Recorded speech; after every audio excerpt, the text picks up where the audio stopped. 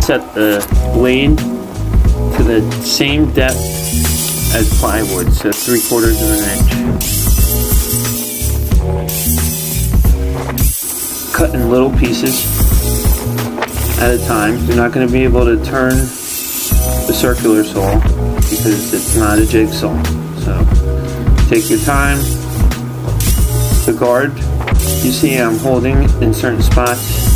Be careful doing that. You don't want to put your fingers too close to the blade. The reason I'm doing that is because the guard can mess you up right as you're going at a steep angle at the edge of the plywood.